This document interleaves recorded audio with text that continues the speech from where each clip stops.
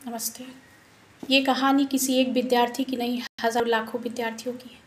मैं बात कर रही हूँ दिल्ली में यूपीएससी की तैयारी कर रही महाराष्ट्र की एक छात्रा की, जिसने बीते दिनों खुदकुशी कर अपने सुंदर जीवन को समाप्त कर लिया और अपने पीछे छोड़ गई अपने प्रियजनों को, अपने दोस्तों को। साथ ही वो पीछे छोड़ गई एक सुसाइड नोट। उस नोट के मुद्दे व्यवस्था को शर्मसार करने के लिए काफ़ी हैं, समाज को एक बार फिर से आईना दिखाने के लिए काफ़ी हैं। उसके मुद्दे मैं जिक्र करना चाहूँगी, जिसमें प्रतियोगी परीक्षाओं में धांधली, बढ़ता मानसिक दबाव, पीजी और हॉस्टलों का बढ़ता किराया और रोज़ाना की परेशानियों का जिक्र किया गया। मैं पूछती हूँ कि क्या ये परेशानियाँ इतनी बड़ी हैं कि हमारी इच्छा शक्ति से भी परे हैं? जवाब होगा कि जिनकी पैर न फटे विवाही, वो क्या जाने पीर पर आई। अगर इन मुद्दों पर गहनता से अध्ययन किया जाए तो दो बातें सामने से आती हैं। एक तो विद्यार्थियों को मूलभूत सुविधाओं से वंचित रखना और दूसरा बढ़ता मानसिक दबाव। जहाँ तक विद्यार्थियों की सुविधाओं की बात है, एजुकेशन सेक्टर पे खर्च करने का आंकड़ा इतना बढ़िया इन्वेस्टमेंट होने के बावजूद भी विचारणीय है। विद्यार्थियों के अनुपात में ये काफ़ी कम है और इसमें बढ़ोतरी होने की ज़रूरत है। यदि हम विद्यार्थियों को मूलभूत सुविधाओं से ही वंचित रखेंगे तो देश की इतनी बड़ी प्रतियोगी परीक्षाओं में सफलता की आशा करना उनसे बेईमानी है। मेरा मानना है कि देश के लगभग सभी शहरों में गुणवत्तापूर्ण शिक्षण संस्थान या कोचिंग सेंटर्स खोले जाएं, जिनमें यूपीएससी की ही नहीं, मेडिकल और इंजीनियरिंग की भी तैयारी करने वाले छात्र छात्राओं को गुणवत्तापूर्ण शिक्षा मिल सके, ताकि वे अपने गांव, शहर और अपने से ज़्यादा दूर न रह सकें। साथ ही मैं ये भी कहना चाहती हूँ कि जो वर्तमान में शिक्षण संस्थान हैं, उनके इर्द गिर्द जो भी पीजी और हॉस्टल्स हैं और जो भी खाने की दुकानें हैं, उनका भी रेट सब्सिडाइज्ड होना चाहिए, ताकि बच्चे रोज़ाना की परेशानियों से ऊपर उठकर अपने पढ़ाई और सिर्फ पढ़ाई पर ही ध्यान केंद्रित कर सकें। मैं सुसाइड नोट में लिखे दूसरे मुद्दे पर भी आना चाहती हूँ, जिनमें बढ़ता मानसिक तनाव का जिक्र किया गया। पिछले आंकड़ों को अगर देखें तो इस बात की पुष्टि की गई है लगभग सभी आंकड़ों में कि यदि हम किसी बात के लिए लंबे समय से परेशान हैं तो वो बात हमारे मानसिक स्तर में गिरावट का काम करती है, हमें मानसिक रूप से कमज़ोर करती है। शायद जिस छात्रा ने खुदकुशी की उसके साथ भी यही गुजरी, वो डिप्रेशन का शिकार हुई और मजबूरी में आकर उसने खुदकुशी की। क्या हमने कभी ये गौर किया है कि हम शिक्षा के मूल उद्देश्य को भूल गए हैं?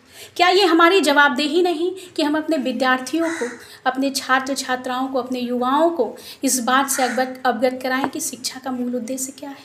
क्या कोचिंग सेंटरों की जवाबदेही नहीं कि वो सफलता के नए आयाम पढ़ाने से के साथ साथ ज़िंदगी जीने के सलीके भी सिखाएं, संघर्ष से लड़ने के रास्ते भी बताएं? क्या ये उनकी जवाबदेही नहीं? मेरा मानना है कि वो शिक्षा व्यवस्था किस काम की, वो शिक्षा किस काम की जो हमें लड़ने की शक्ति न दे, विषम परिस्थितियों से लड़ने की शक्ति न दे, जो हमें हार न स्वीकार करने दे, जो हमें मानसिक रूप से मजबूत न बनाए। आपने कभी सुना होगा, अटल साहब ने लिखा था कि मनुष्य को चाहिए कि परिस्थिति से लड़े, एक स्वप्न टूटे तो दूजा गढ़े। हम अर्जुन तो नहीं कि श्री कृष्ण आएंगे सारथी बनकर, हम अर्जुन तो नहीं कि श्री कृष्ण आएंगे सारथी बनकर। हमें अपना सारथी खुद ही बनना है और अपने जीवन रूपी रथ को खुद ही हाँकना है।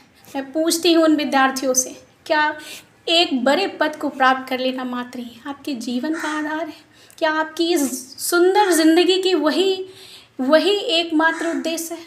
क्या वो रुतबा और पैसा ही आपके जीने और खुशी का आधार है? कभी अपने माता पिता से पूछा है उनकी खुशियाँ किस में हैं? आपके रुतबे में, शोहरत में, या आपकी असली खुशी में? अरे जाओ उन अम्माओं से पूछो, उन माओं से पूछो जिनके बच्चों ने खुदकुशी की, अब वो किन के लिए खाना पकाएंगे और किन के लिए सांसें लेंगे?